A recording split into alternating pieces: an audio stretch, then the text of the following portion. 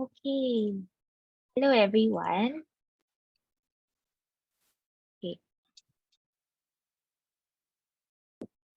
Yeah. All of you are able to see the slides? Yes, I see or not. Hello, everyone. Welcome to our talk today. So I see some familiar faces like Peggy and May. Welcome again. And for all those who are joining us for the first time, we're very excited to have you here. I see Peggy's already ready to take notes with a notepad and a pen. Yeah. Okay. So I hope that today's sharing will also be very beneficial for all of you. Okay. So before before I start the talk, actually, I'm sure that some of you already have an idea of what depression is. Now given that the government's also talking about active aging and mental health also as well. So I encourage all of you to also actively participate in the talk. When you have anything to share, you can always unmute during the period, specific periods of time.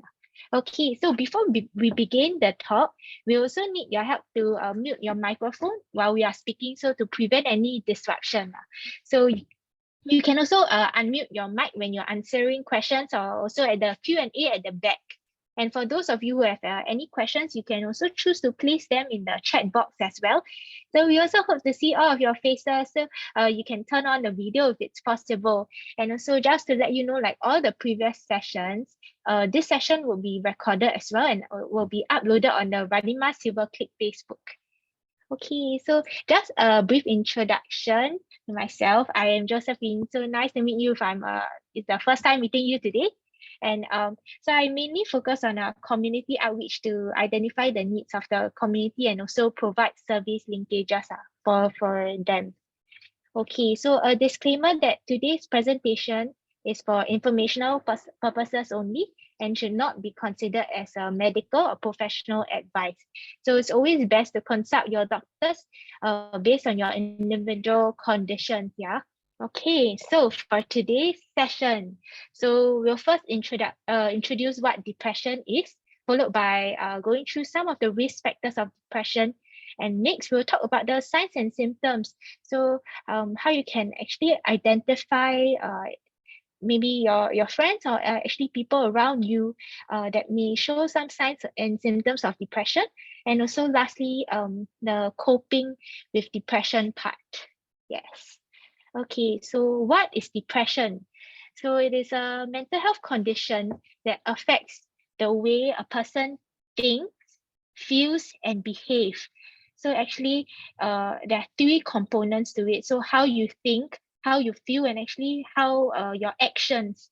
And depression is actually a continuous feeling of sadness, emptiness that's associated with a sense of hopelessness, helplessness, and apathy. So apathy actually means that you are not able to feel any emotions at all. So when we say the word continuous is actually underlined, we are actually talking about at least 2 weeks or more, and it's not not say like only very situational, because like for example you quarreled with your family member and then you feel this sudden sadness and emptiness, and then so this is not considered depression. It must be over a continuous period of at least 2 weeks. Okay, so usually for depression, your daily life and your functioning is actually affected. So person's your ability to work or to continue on with your study or to enjoy the current activities that you are doing actually is affected, and it can happen to anyone. So depression can happen to anyone of a different gender, different age group as well. Yeah. So depression can actually make a person feel worthless, unlovable, and irritable. So they lack energy and they lose interest in life as well. And some may actually experience physical changes like appetite, like sleeping patterns, and also even thoughts of suicide. So if left untreated, right, depression is actually a very serious illness, and it can even lead to death by suicide. Okay, so currently the statistics actually in Singapore, it was there was a mental health survey done in 2016. So they actually found out that the major depressive disorder was the most common psychiatric disorder in Singapore. So which means statistics showed that 1 in 16 people aged 18 years and above actually experience major depressive disorder at least once in their lifetime. However, amongst the elderly, the prevalence rate is around 10 to 20% according to WHO. So 1 to 20%, that means like in every 10 elderly persons, there's actually 1 or 2 people who are actually who have experienced depression as well, and that's actually quite a significant number. Okay, so now I actually have a quick activity for all of you to debunk the myths about depression. So going forward, actually my colleague will help to flash a few statements. So if you think the statement is correct, you can put your thumbs up. You know, if you think the statement is wrong, you can put your thumbs down. Okay, you can, Ellen will flash. Okay, so the first one, clinical depression is the same as normal sadness.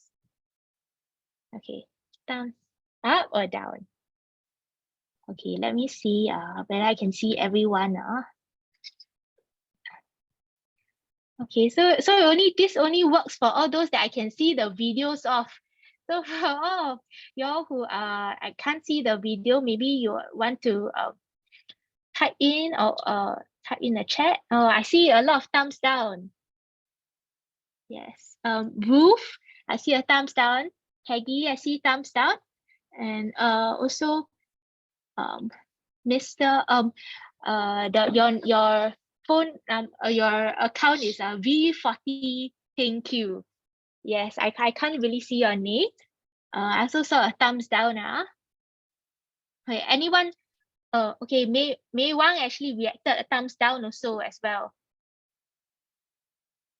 Yes. Okay. Yes.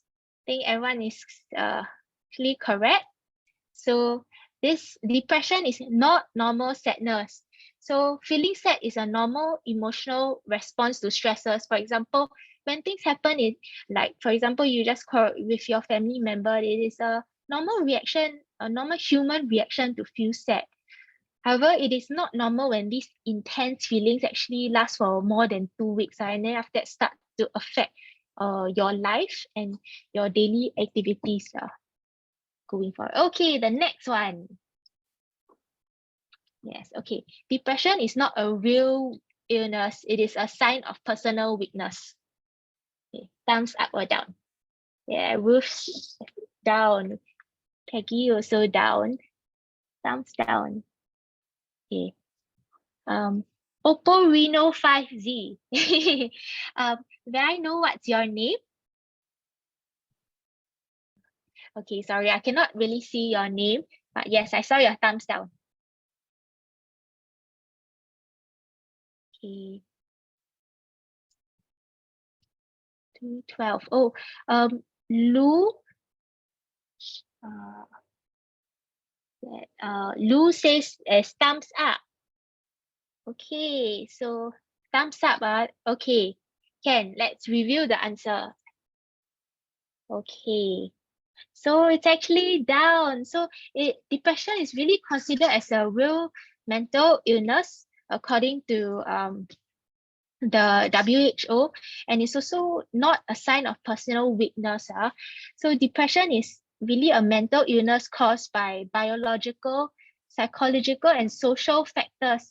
So actually having depression, because it's an illness in your mental illness, right, it will actually affect your cognition, your thinking, the way you actually make decisions. Your memory sometimes might even be affected by depression as well, and for your physical health as well. Which later we will go on to explain more. Okay, number 3. Okay, so depression is not a serious illness. You can snap out of it anytime. Okay, I see thumbs down. Thumbs down also for Peggy and Ruth. What do y'all think? The rest? If you're shy and don't want to open your video, you can also react on WhatsApp on the Zoom if you know.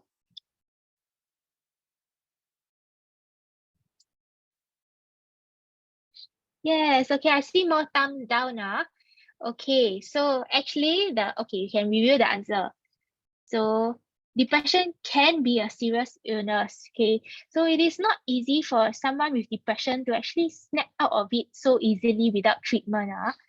Because some of the times, like, we think that they can actually just suddenly come out of their sadness, like how we actually experience normal sadness. But so depression is actually more than just an emotional reaction, and then there's a range from even mild to severe, and if left untreated, severe depression can worsen and even may lead to death by suicide. Yeah. Okay, fourth one. Okay, I see most of the participants here are females, but I see some males over here. Okay, so grown men don't cry. They are not at risk of depression. Thumbs up or thumbs down? Thumbs down, Ruth. Okay, my colleague is putting a thumbs up. Okay. What do the others think?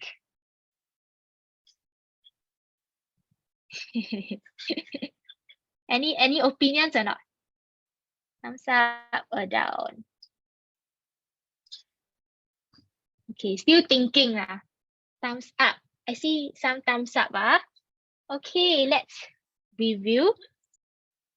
Okay, so actually, men are also human, yeah. They are also at risk of depression, even though depression is less prevalent in men than women, according to the statistics. But then this difference in the prevalence rate may also be due to societal expectations of men, because society says that men should always be strong, cannot cry, men cannot cry, especially the Chinese traditional saying that men cannot cry, So it often results in men actually, our male counterparts actually suppressing their feelings and their emotions. And this may also mean that they may be less willing to seek help. And that's why statistics of a man getting depression is like recorded as a bit lower also. However, also just want to share that actually research has also shown that suicide rate is actually higher in men than in women. And so because like sometimes men can actually because with all this suppression of emotions, you don't really know how they are actually feeling. So it is very important for all of us, males and females, to check in with our male counterparts and our friends of females as well, because everyone has the same emotions. Okay, so the next one is on bereavement and grief are indications of depression. Thumbs up or thumbs down? Thumbs down, I see. Thumbs up. I see some thumbs up. I see some thumbs down. Okay. Okay. Can Ellen, you can the next. Okay. So actually bereavement and grief, they are different from depression. Okay. So it's actually part of normal psychological process to feel sad, when especially in the older years of life, it's actually a natural response to loss, when the loss of a loved one. But however, unlike depression, these feelings of sadness usually become less intense and will ease off over time in a normal bereavement and grieving process. For example, 1 year later on, this intense feeling will actually be less intense. And then, but nonetheless, I just want to put it out there that they do put a person at risk of depression. So it might lead to depression, but it will not naturally automatically lead to depression. Okay, so now that we have a better understanding, okay, thank you all for actually being very participative in showing your hand signs. I really appreciate it. So you realize that actually a lot of all these statements, like are passed down or actually told to you, or if you heard from others, they are actually not true. So like when we reach out to other people as well, like I encourage all of us to be very mindful of what we say to others, because you never really know what a person is going through. Okay, so now I actually have a short video for all of you. So actually the video is actually very long. So we'll be showing a short part of the video this afternoon. Yeah.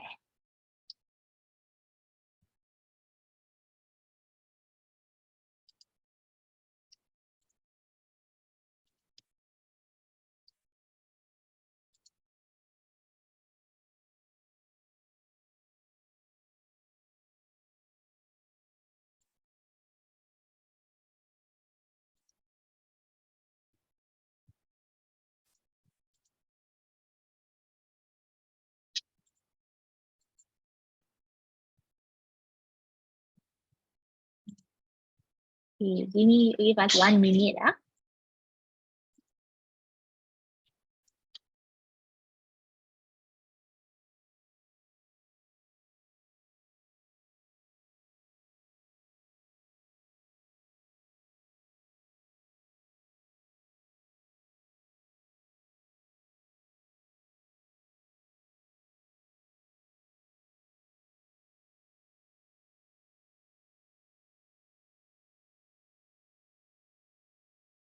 In July 2016, she has a severe fall, and that's why she was being admitted to hospital.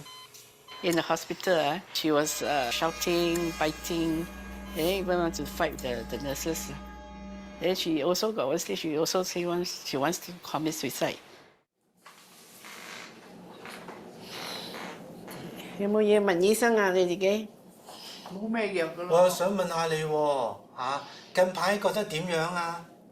冇乜嘢，20幾年嘅睇藥。20幾年。When she first admitted was not because of depression, but because of confusion. And in hospital, we find she got infection of the urinary tract. 心情覺得點樣啊？心情會唔會有啲乜嘢唔開心啊？Out of expectation, she tried to use something on the ward to tighten, strangle herself on the ward. So that's why the psychiatry team was called. So that's how we first start to know she got depression. She also worried about the financial, like her hospital bill, her medical bill, and also hiring a maid.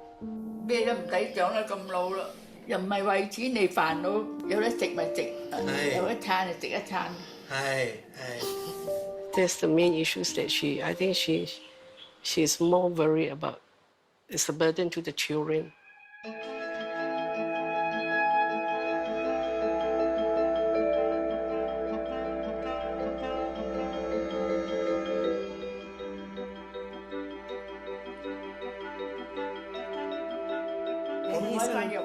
我會開不如我哋睇睇你最近個情況點樣好唔好啊？好。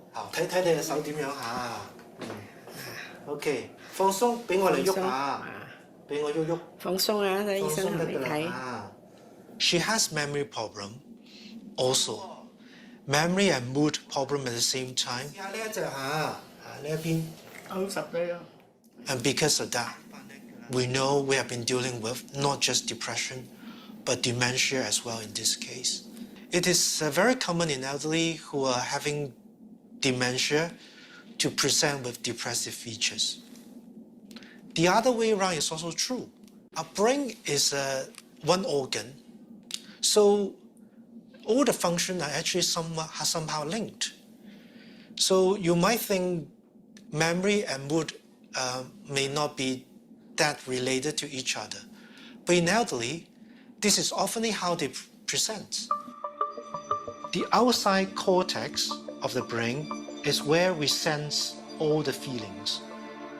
But in order for it to become our memory, the senses will be sensed to the inside of the brain.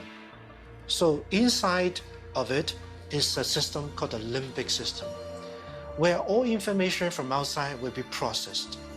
So both mood and memory are processed in the limbic system. After information has been processed here, they will send information to the cortex again to be stored. Different part of the cortex will store different kind of memory.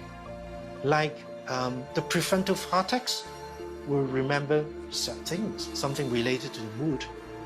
You can see emotion will affect memory. On the other hand, the memory itself will affect the emotion. So when the memory function is not that good, or tend to remember sad things, they tend to be more sad.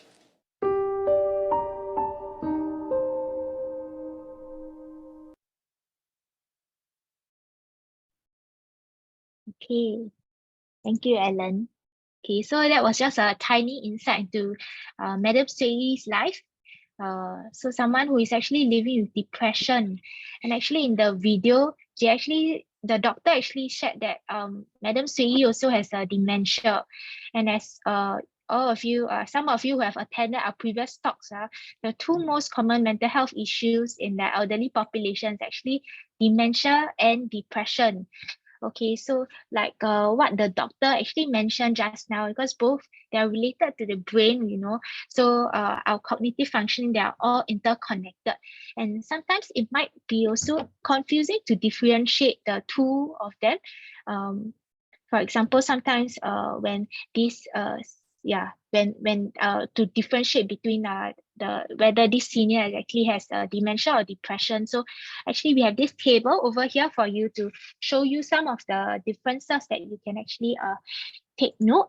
Okay, so for dementia, they actually have a normal mood in the early stages, and the late stages they start to have apathy. So which just now, like what I mentioned, apathy means they don't feel anything at all, no emotions at all.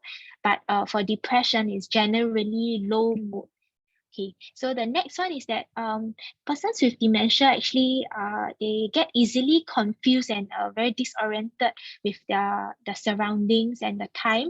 But a person with depression actually they know time, place, and persons. They can actually recognize this.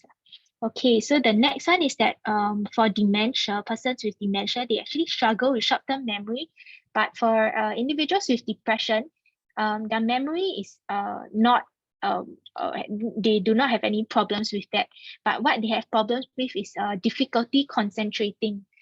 So it might not be the memory, but that they cannot concentrate, focus.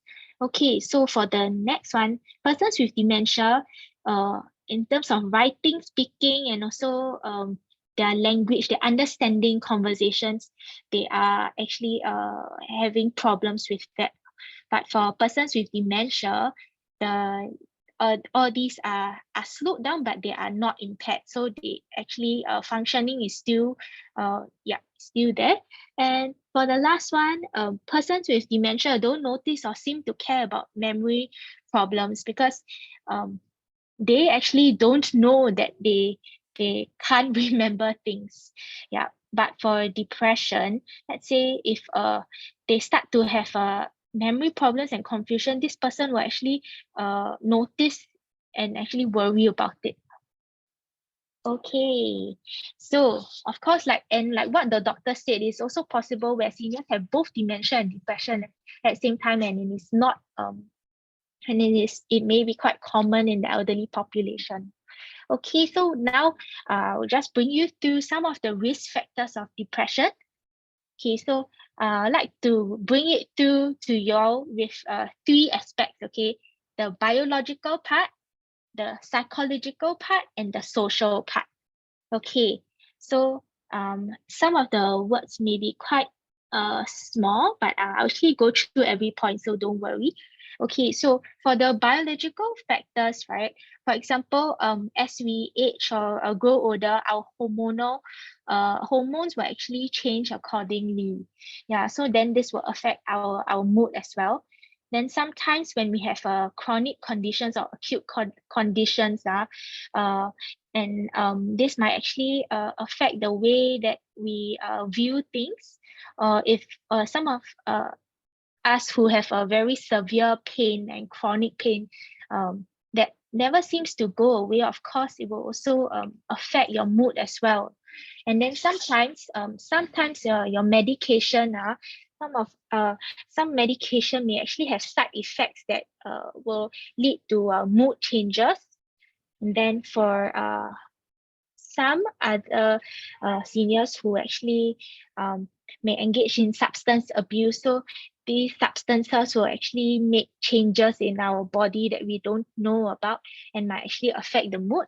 And of course, the genes is a very important part of your biological factor. So if you have a family history of persons of mental health issues, then it might put us at risk of certain factors of getting depression.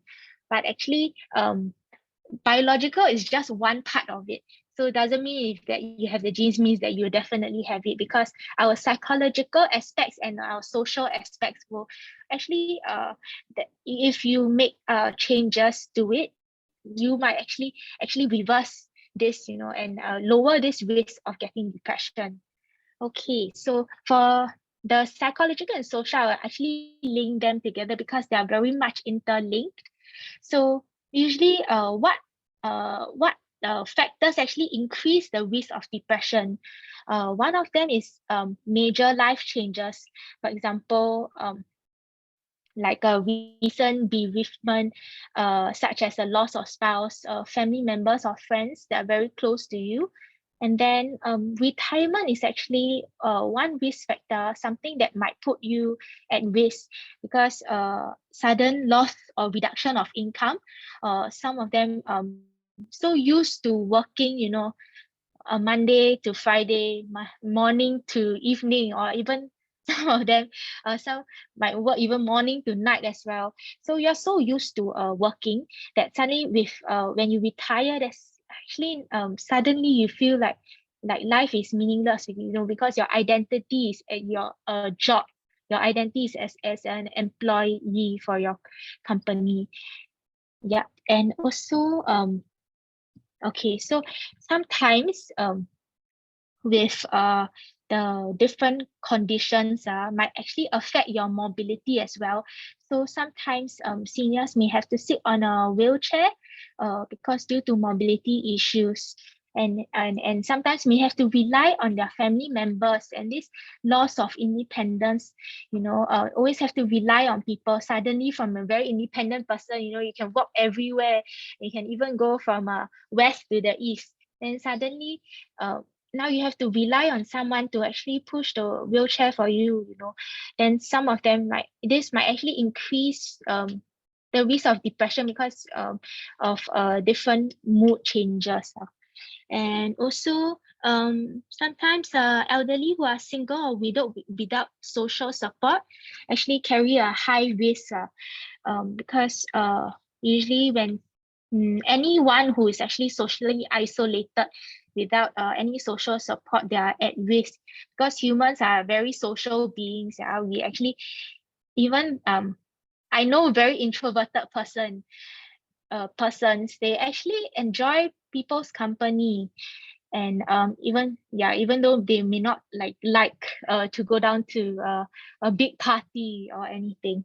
And also I think interpersonal conflicts with your friends, sometimes quarrels might actually affect your mood as well. And existing personality traits like okay, so how to explain this is that sometimes in we actually have negative thought patterns. We tend to think more negatively. Like sometimes people would I'm not sure if you've heard or like some of them may actually receive comments from other people saying that, oh, why are you so negative? Try to think more positively. But of course, that's not what we want to advocate now. But then so sometimes when you actually realize people saying that to you, you might actually realize that actually your thought process actually tends to be the more negative side, and then this will actually lead to mood changes as well, increase the risk of depression. And of course, other psychiatric disorders like schizophrenia or other mood disorders might also lead to increase the risk of depression as well. Okay, so now that I've talked so much, thank you very much for listening. It might be a bit wordy.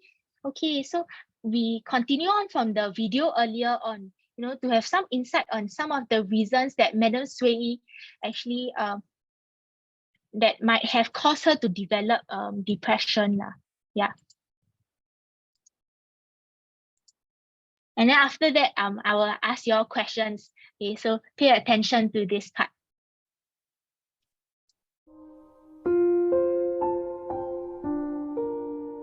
That time I have another auntie, also about the same age with her lah. So they come together, and then they will go to find good food, and then they will go shopping together. Then after my auntie passed away, she even feel more lonely. Most of the time she is quite independent and then very mobile. That time she was having the stroke, then suddenly she lost of all these mobilities. Then I think she also get even more depressed. Actually, she's quite nice to everybody, but it's only that individual that they have their own commitment, so they don't have much time for her also. I mean, she will feel sad, but she never speak out.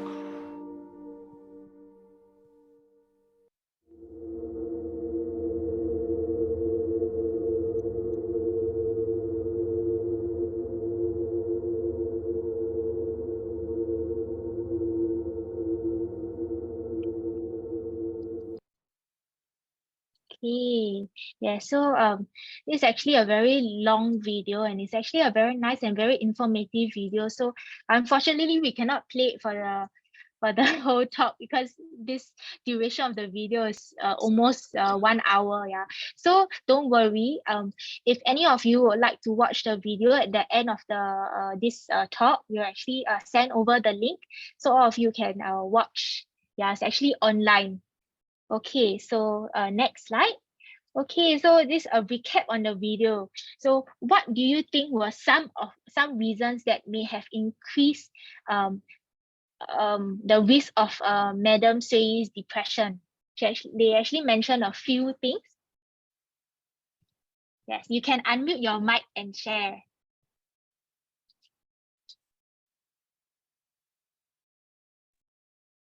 A loss of mobility and independence. Yes. Social loneliness. Yes. Then physical illness, loss of loved ones. Loss of loved ones.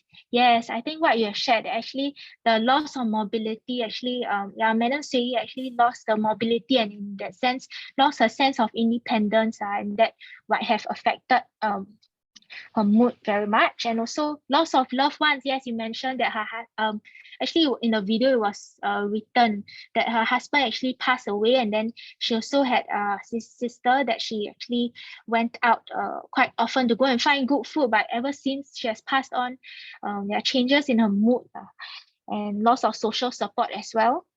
Yeah, and also even though I think she may also feel very lonely in a sense.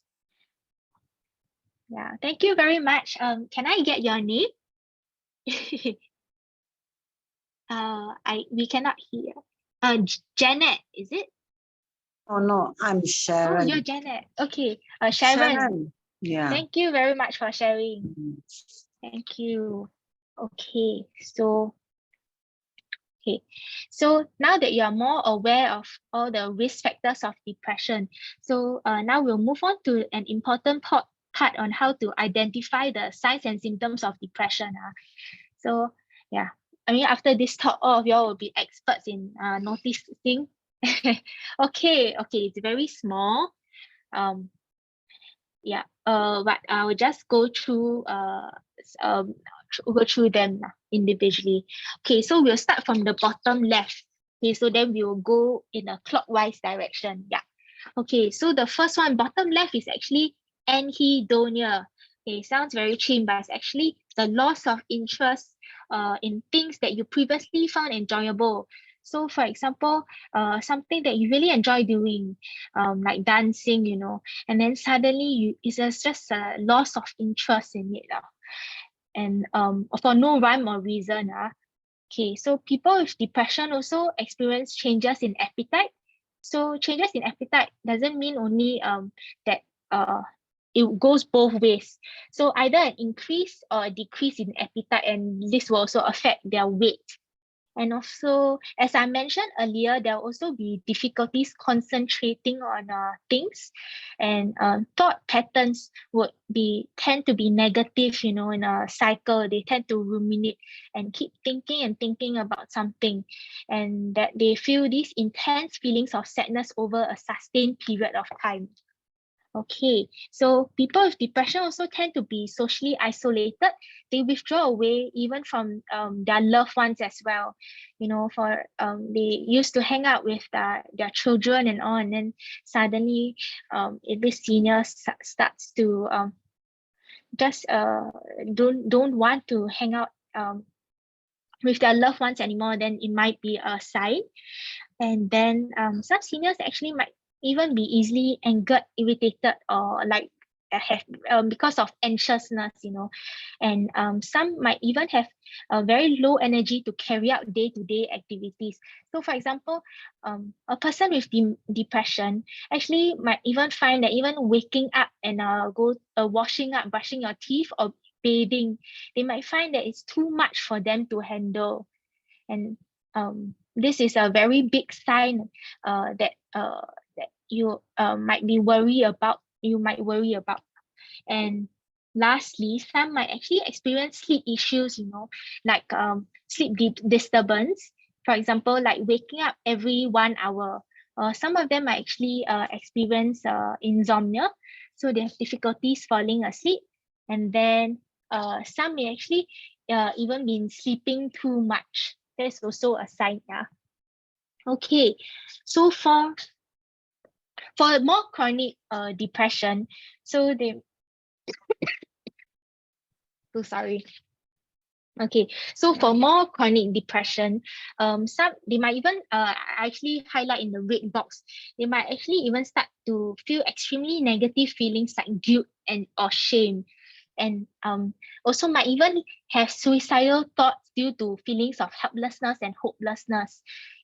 So people with depression actually may see that there's no hope to live on, and that their sufferings are too much to bear. And actually there are more reasons than that. Some may actually want to stop feeling like a burden to their family, or some can't even envision a future of that they want to live in, or that they don't believe that anyone cares about whether they are alive or not. And also some might believe that others will be better off without them. And these above reasons are not all.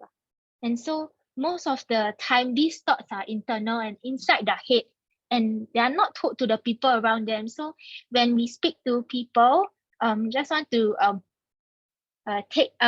want you to just bring home this, that we want to always be mindful of how we treat others, because we don't know what they are going through, what they are thinking, and most importantly, to check in with your loved ones to see how they are doing.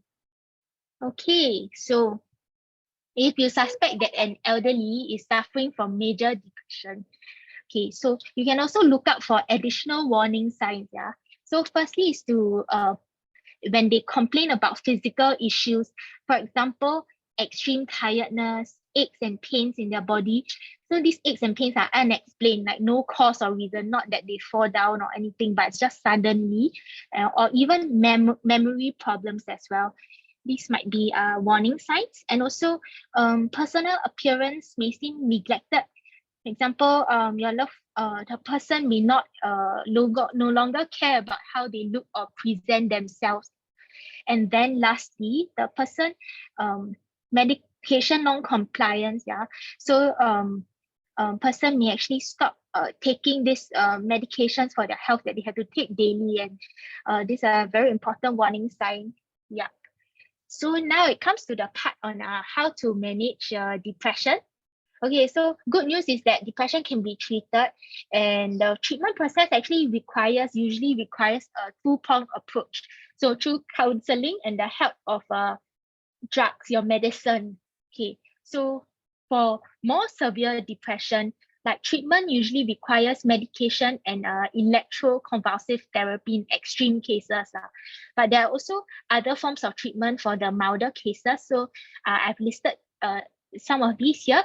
So for example, psychotherapy or counseling can be very helpful because it allows you to speak to someone professional. So, sometimes when we feel so overwhelmed with so many thoughts and feelings, it just feels like one whole big messy ball of emotions, that sometimes may feel too much to handle on your own. So therapy actually allows for someone else to walk with us on that journey, to support you, to understanding and then helping you, walking with you to entangle this big ball of emotions. Yeah, and like a physical illness, you go to see the doctor, right? So, and there's no stigma in that. And last time and maybe now there's also still stigma in seeing a counselor or a psychologist. But really actually like when you're sick, you go to the doctor. So when you need some help in your mental health issues, then it is perfectly okay to go and see the psychologist or professional help. And okay, so beyond that, physical and social activity participation has also shown to alleviate to help bring down the depressive symptoms in the elderly. And also relaxation techniques such as deep breathing exercise and mindfulness practice.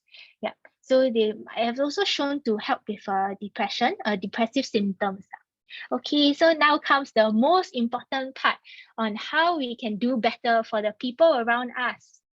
So first, when we notice the above signs and symptoms, right, we want to encourage the person to seek help, to get diagnosed and get treated as soon as possible, as early as possible, because the longer that we drag, sometimes it may be harder to actually for treatment. It will actually prolong the effectiveness of the treatment also.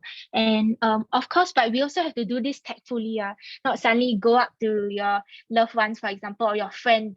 I think you need to see a counselor.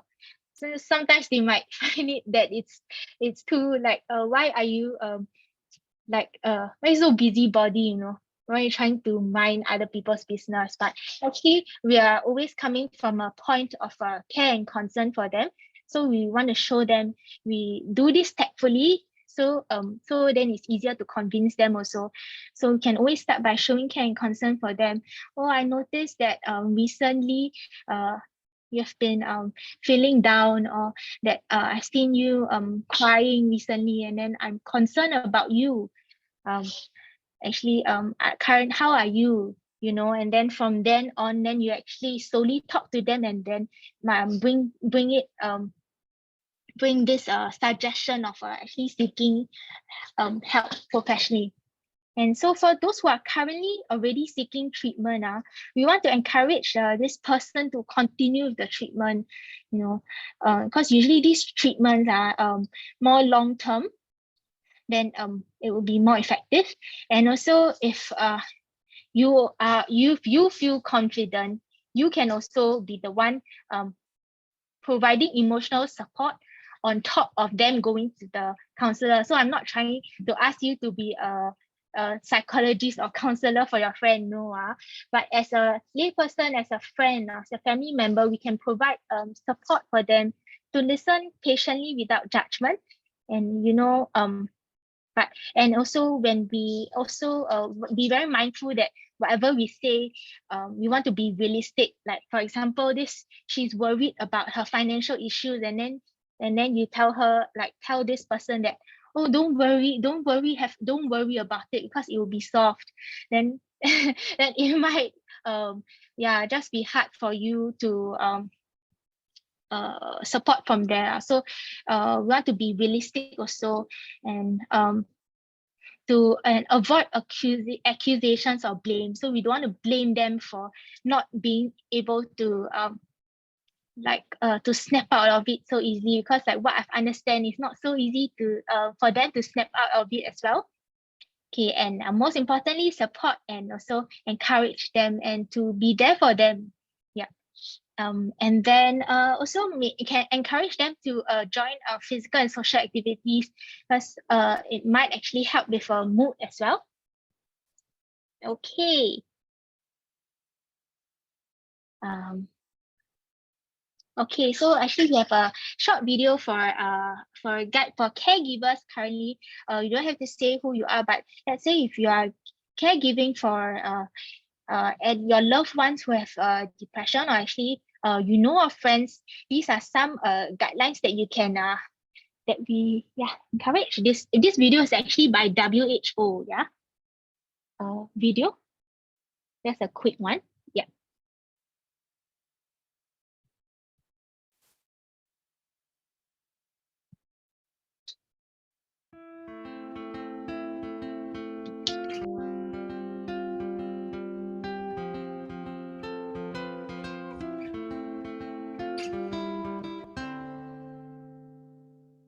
Living with a Black Dog, a guide for partners, carers and sufferers.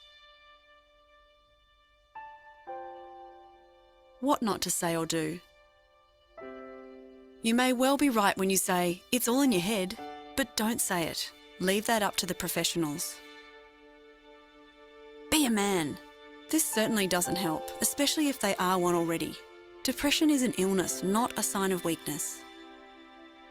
Don't be an armchair general who gives unfounded advice and orders. Being thoughtful and kind will never go amiss, but don't try and jolly them along. It can often make them feel worse. Don't point out that there are people in this world far worse off than them. It just adds to their feelings of guilt and hopelessness. Good things to say and do. Be sensitive about how you approach the subject. A lot of people aren't used to talking about their mental health, or lack of it. Crossing that line simply means you care. Try not talking. Instead, grow your ears and open your heart. Really being there for someone without opinion or judgment is one of the best gifts you can ever give. Encourage them to seek a professional opinion and offer to help find a good doctor, make an appointment, and even going with them can be hugely beneficial. Encourage any form of regular exercise. Fitness robs the dog of its power. Help them develop a strategy to simplify their life, both at home and at work. Stress is one of the biggest drivers of depression. Less stress means less dog. Make them a ditch the dog box. Encourage them to fill it with favourite photographs, letters, or anything that reminds them of what's good in their life. Include a dog journal. Here they can plot how they're feeling, acknowledge progress, record the things they're grateful for, and set doable goals. Embracing the black dog. Agree to a course of action to get rid of the black dog. An ignored dog can become a big problem. Learn about the condition together. Knowledge is power, and validation is a great healer. A united front is crucial in getting the black dog to move on. As a caregiver, compassion, empathy, and understanding are vital, but recognise that you alone don't have the power to rescue your loved one. Professional help is often what's needed. Finding the right doctor can make all the difference to a healthy recovery. If they're going to tell someone their problems, it should be someone they respect and feel comfortable with. Don't be afraid to go for an initial assessment, and don't feel committed to continue if it doesn't feel right. If it's suggested you take antidepressants, do your research, know the facts, and ask your doctor plenty of questions. A big obstacle for seeking professional help is the cost. Help them realise that the cost of not getting the right help can be considerably higher. It can cost marriages, friendships, jobs, and even life itself. Some simple rules of engagement and agreement. Agree that there is a black dog in your midst and things may have to change temporarily. Agree that no one can help them until they fully commit to helping themselves. Agree to be gentle and respectful with one another during this time. Agree to check in with each other on a regular basis. Agree to communicate honestly and openly. Agree to the course of action set by their doctor and to review progress regularly. Self-preservation for the caregiver. It can be difficult not to take anger, criticism, negativity and apathy personally. It's important not to buy into it. Accept that it's the depression barking, not the person you care for. Being overexposed to someone else's black dog can begin to rub off. Misery loves company, so try not to get sucked into the vortex. It's really important to recognise and honour your own needs, limitations and boundaries. Difficult situations are better dealt with when you are calm and in the moment. Yoga, meditation and mindfulness are great tools for achieving calmness and control. Join a support group. There's nothing like being in a room full of people who understand and share your story. It's important to get out and do your own thing and be with friends. Friends may not be able to solve your problems, but they can offer incredible support, comfort, wisdom and laughter. A black dog in any relationship can be confronting, frightening and frustrating. But navigated together, the bond can become deeper, richer and better for it. And finally, the most important aspect of this journey is to constantly remind each other, it will pass, it will pass, it will pass. If you have a black dog in your life, get help, be helped and always hold on to hope.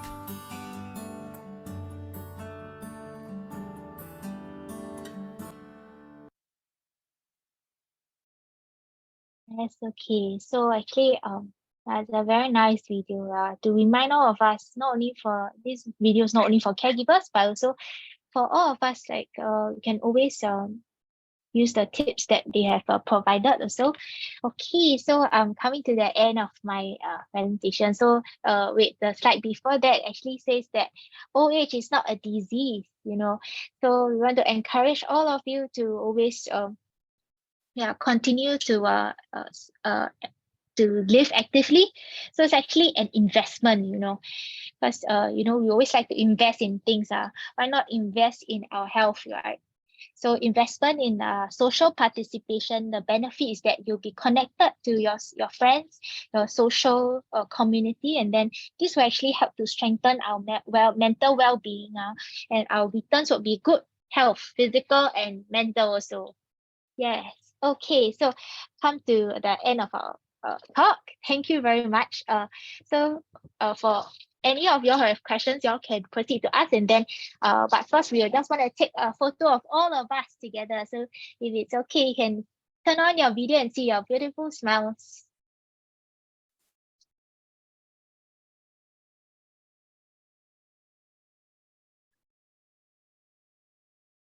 One, two, three, smile. Okay, for both sides, 1 and 2. Oh, okay, can. Yes, thank you everyone. I see. Now I finally get to see all your faces. Sharon's, Flora. So nice to see all of you, and I hope that today's talk was somewhat beneficial to all of you. And so if any of you have the time, you can actually appreciate if you help us fill in the evaluation form. It's actually in the chat. And then for those of you who want the video link on the just now, the video that I actually showed from the CNA, actually sent it in the chat group as well. Are y'all able to see? Can we have the video and slides? Video, yes, but slides, I think we have to check with our boss first. But let's say any part or points of the slides that you would like to know more about, we can always share through text. For any questions, you can text us. Text my colleague Alan. He even shared his number with us in the chat group. Okay. Anyone has any questions? Okay, so Ranima's colleague actually helped to, this is where you can scan for points.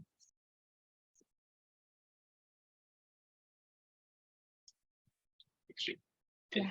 Okay, so for any of you who have Mandarin speaking friends who would like to, or you know friends who are Mandarin speaking only and would like to attend this same topic that you think might be beneficial for them, can actually next week on Monday 2 to 3 p.m. the exact same talk but in Mandarin. Yeah, and Ellen, my colleague, will be giving the talk.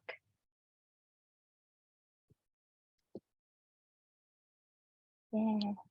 Okay, so I know time is also running out. It's 3 p.m. already. So let's say if you have any questions, you can also send these questions to Ellen and then to the number that then after that we will answer them.